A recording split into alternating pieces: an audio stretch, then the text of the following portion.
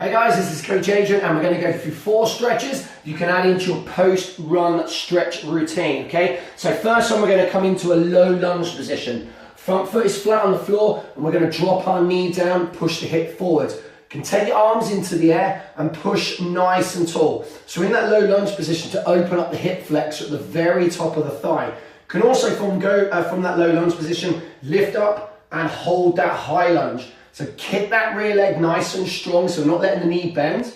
And again, reach up nice and tall. Head, chest stays up, so you look straight ahead the whole time. And again, like I said, that emphasis is really to open up that front part of your hip, get that hip flexor stretched. Every time those knees come up, that's the hip flexor working, so we need to make sure we give it a good stretch out. So that's your first one. Okay, so the second, glutes. Those of you that do yoga will know this one. We're going to go into a pigeon stretch. So from there, you bring one foot underneath your body. You have your heel one side of the mat and your knee the other. So your leg is going to be angled underneath you. Kick your rear leg out the way, so you just push it straight back. Now, for those of you that aren't very flexible, you may have to sit up nice and tall. And for those of you that know this one, we may be able to drop down to forearms, and you can always stretch your arms out over your head. So where we're going, the leg you're led on, you're going to be stretching into the back side, okay?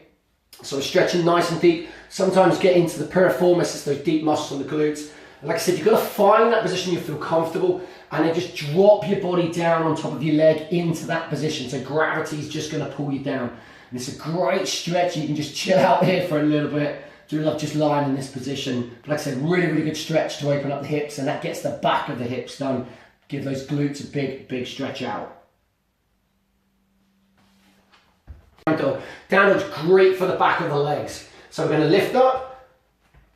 Focus on keeping the knees straight. Lift the hips nice and high. Your bum goes up nice and high. And we really want an emphasis trying to keep the heels as close to the ground as you can. So just relax your head. So you're looking towards either your feet or your knees. And hold that position. Spread your fingers so you've got a nice base with those fingers. And you can also from here go into your walking down dog, just paddle it out where you bend and straighten one leg at a time. But the emphasis here, again, if you go both heels down, is really focus on lifting your backside up nice and high. So we're trying to pull the bum away from the back of the knees. So we're really focusing on the hamstrings, getting that lovely stretch through the back of the thigh. Can be quite an intense one. Obviously arms and shoulders are going to work as well. So that's a little bit of core work involved, a little bit of upper body strength involved in that as well. But down dog is a fantastic stretch for the back of those legs. Grab your ankles, and then from here I want you just to push your hips forward, and we're just moving the bum away from your ankles and just lifting your chest. So we're lifting our heart center up.